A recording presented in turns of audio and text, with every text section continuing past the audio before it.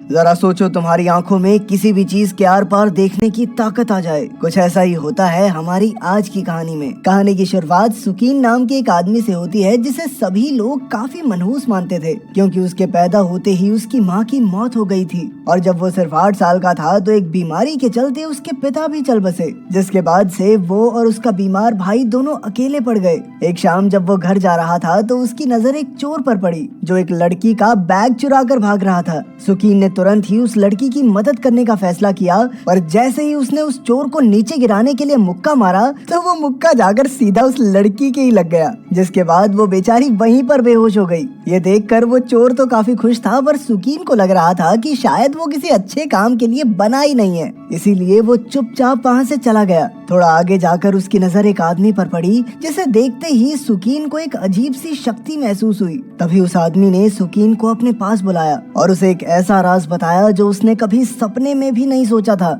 असल में सुकीन उस आदमी का ही बिछड़ा हुआ बेटा था जो काफी समय पहले उससे अलग हो गया था। साथ ही उस आदमी ने बताया कि उसके पास कई रहस्यमयी जादुई शक्तियां हैं, जिनमें से एक शक्ति अब वो अपने बेटे सुकीन को देना चाहता था। इसके बाद उस आदमी ने जादू की मदद से सुकीन को एक ताकत दी जिसका नाम था सुनहरी आंखें। उस आदमी ने बताया कि ये ताकत समय के साथ बहुत बढ़ जाएगी, पर सुकीन को इसका इस्तेमाल सिर्फ अच्छे काम के लिए करना होगा। इस ताकत के शरीर में आते ही सुकीन वहीं पर बेहोश हो गया और जब सुबह उसकी आंख खुली तो वो एक रोड पर पड़ा हुआ था। दूसरी तरफ एक रॉक स्टैम्प की नीलामी शुरू होने वाली थी, पर तभी ऑलिव नाम की एक औरत ने उस रॉक स्टैम्प को एक नकली स्टैम्प से बदल दिया और फिर उस असली स्टैम्प को एक किताब में रखकर टेबल के नीचे छुपा दिया ताकि वो उसे बाद में ले जा सके। पर उसके वापस आने से पहले ही वो किताब नीचे गिर गई और एक सफाई कर्मचारी ने उस किताब को उठाकर कूड़े में फेंक दिया, जिसके बाद वो किताब किसी तरह एक दुकान में पहुंच गई जो सुकीन के इकलौते दोस्त जैकिन की थी।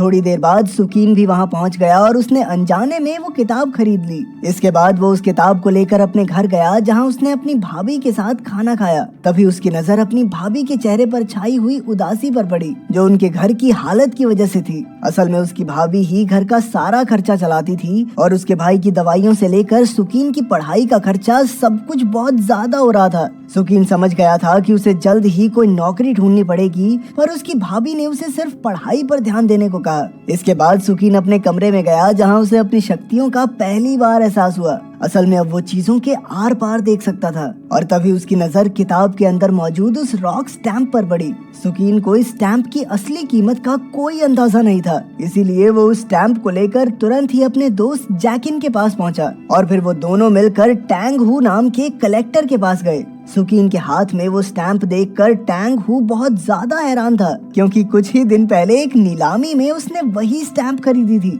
इसीलिए उसने उस स्टैम्प की जांच करने के लिए एक एक्सपर्ट को बुलवाया, जिसने अपनी जांच के बाद उस स्टैम्प को असली घोषित कर दिया। एक्सपर्ट की जांच के बाद टैंग हू ने वो स्टैम्प खरीदने का फैसला किया और जब उसने सुकीन से उसका रेट पूछा तो उन दोनों ने तुरंत ही उसका रेट 4 लाख बता दिया। अपने हाथ में इतने पैसे देखकर सुकीन बहुत ज्यादा खुश था। जब टैंग हू को पता चला कि सुकीन को वो स्टैम्प एक किताब के अंदर मिली तो उसने सुकीन से कहा कि वो बहुत किस्मत वाला है। उसने सुकीन को एक स्टोन गैम्बलिंग कॉन्टेस्ट में साथ चलने को कहा, पर सुकीन इसके लिए तैयार नहीं हुआ। उधर हॉस्पिटल में सुकीन की भाभी एक डॉक्टर से बात कर रही थी। असल में सुकीन के भाई के इलाज के लिए 10 लाख रुपयों की जरूरत थी और इतने पैसे इकट्ठे करने के लिए उसे थोड़ा समय चाहिए था, लेकिन डॉक्टर अब उन्हें और टाइम देने के लिए बिल्कुल तैयार नहीं था। पर तभी सुकीन वहां पहुंच गया और उसने डॉक्टर के सामने सारे पैसे रख दिए, पर डॉक्टर ने उसे बताया कि अब भी 6 लाख कम है भाई इसमें। ये सुनते ही सुकीन को टैंग हू के बताए हुए उस कॉन्टेस्ट की याद आई और उसने पैसे इकट्ठे करने के लिए टैंग हू के साथ जाने का फैसला किया।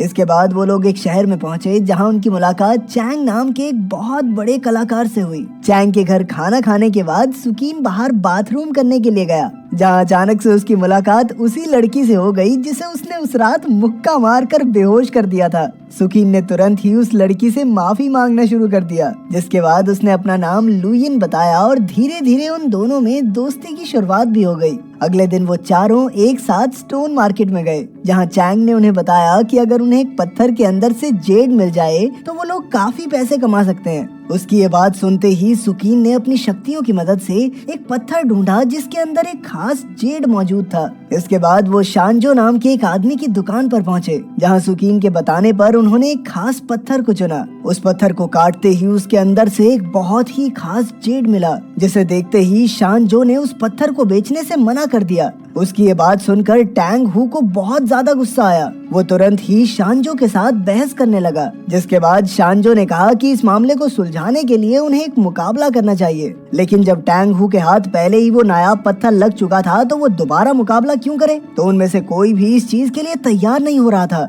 पर सुकीन को अपनी शक्तियों पर पूरा भरोसा था और वो तुरंत ही इस मुकाबले के लिए तैयार हो गया। होटल जाते वक्त उन चारों पर कुछ गुंडों ने हमला कर दिया, जिनसे बचने के लिए वो दो की टोली बनाकर वहाँ से भाग गए। पर इसी बीच सुकीन और चैंग को थोड़ी बहुत चोटें आ गई। वापस होटल जाकर चैंग ने टैंग हू को बताया कि असल में वो और शान बचपन में दोस्त हुआ करते थे, लेकिन अब अपने काम की वजह से वो दोनों एक दूसरे के दुश्मन बन चुके हैं। उधर लू यिन सुकीन की देखभाल करने में लगी थी, जिस वजह से उन दोनों की दोस्ती काफी बढ़ गई। अगले दिन सुकीन और लू यिन एक साथ शॉपिंग करने के लिए मॉल में गए और जैसे ही लू यिन कुछ कपड़े ट्राई करने के लिए गई, तभी कुछ आदमियों ने वहां आकर सुकीन को बंदी बना लिया। इसके बाद वो लोग सुकीन को वैन में एक खास जगह पर लेकर गए, जहां शान उसका पहले से ही इंतजार कर रहा था। वो चाहता था कि सुकीन होने वाले मुकाबले में उसका साथ दे, जिसके बदले में उसने सुकीन को 10 लाख देने का वादा भी किया। पर सुकीन ने इस ऑफर को सीधा ठुकरा दिया और चुपचाप वहां से जाने लगा। पर तभी शान ने उसे रोककर इस मुकाबले से दूर रहने को कहा। देख, अगर मेरा साथ नहीं देना तो किसी और का भी मत दे दियो, वरना तेरे पूरे परिवार को खत्म कर दूंगा मैं। वहाँ से निकलकर सुकीन सीधा मॉल में पहुंचा। वहाँ उसे लू यिन कहीं भी नजर नहीं आ रही थी, तो वो और ज्यादा डर गया। अगले दिन मैच के दौरान जब सभी लोग अपने पत्थर चुनने में लगे थे, तभी अचानक चैंग के फोन पर एक तस्वीर आई जिसमें सुकीन शान से मिल रहा था। चैंग को ये देखकर बहुत हैरानी हुई और उसने तुरंत वो तस्वीर टैंग हू को दिखाई। उन दोनों को लग रहा था कि शायद सुकीन उन्हें धोखा देकर शान का साथ दे रहा है, और जब उन्होंने इस बारे में सुकीन से पूछा तो उसने उन्हें विश्वास दिलाया कि भाई मैं तुम्हारी ही तरफ हूँ। तभी अचानक लू यिन भी वहाँ पहुँच गई और उसे सही सलामत देखकर सुकीन की जान में जान आई। इसके बाद सुकीन ने अपनी शक्तियों का इस्तेमाल करके एक पत्थर को चुना और जजेस को पकड़ा दिया। रिजल्ट्स के समय शानजो के पत्थर से तो एक काफी खास जेड निकला, जिसे देखकर चैंग काफी उदास हो गया, क्योंकि उसे लग रहा था कि अब तो शान की जीत पक्की है। लेकिन किसी को ये नहीं पता था कि शानजो ने अपने बॉस कायतो को खुश करने के लिए जजेस को बहुत सारे पैसे खिलाए थे। इसके बाद जब सुकीन की बारी आई तो उसके पत्थर में एक बहुत ही ज्यादा कीमती जेड निकला, जिससे वो इस मैच का विजेता बन गया। पर शानजो इस बात से बिल्कुल भी खुश नहीं था। उसी शाम सुकीन ने लू यिन को एक खास ब्रेसलेट तोहफे में दिया और अब धीरे धीरे उनकी नजदीकियां बढ़ती जा रही थी। उधर शानजो अपने बॉस कायटो से अपनी हार के लिए माफी मांगने में लगा था, लेकिन कायटो बहुत ज्यादा गुस्सा था और उसके इस गुस्से को शांत करने के लिए शानजो ने उसे ड्रैगन स्टैंप लाकर देने का वादा किया, जिसके बाद कायटो उसे एक आखिरी मौका देने के लिए तैयार हो गया। लेकिन अब शानजो के पास गलती का कोई मौका नहीं था। उधर सुकीन और उसके साथ ही अपने पत्थर से निकले जेड से बने ब्रेसलेट की नीलामी के लिए पहुंचे, जहां उनका ये ब्रेसलेट 80 लाख का बिका।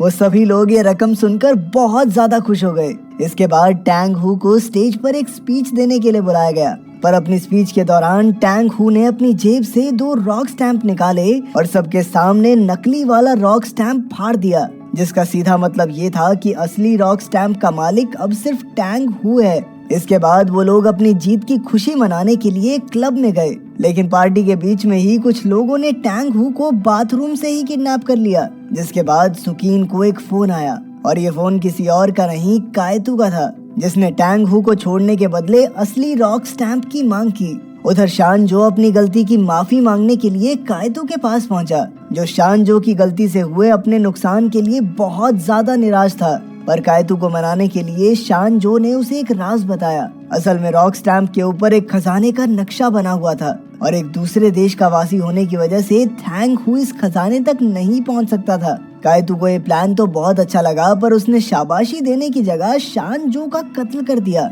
उधर सुकीन और उसके साथ ही टैंग हू को बचाने के लिए कायतू के अड्डे में घुस गए, जहां उसके कुछ आदमियों का सामना करते हुए वो टैंग हू के पास पहुंच तो गए, पर वहां उन्होंने देखा कि टैंग हू एक टाइम बॉम्ब के साथ पिंजरे में बंद था, जो कि बहुत जल्द फटने ही वाला था। सुकीन ने अपनी शक्तियों की मदद से उस बॉम्ब को रोकने की बहुत कोशिश की, पर अभी वो इतना काबिल नहीं बना था।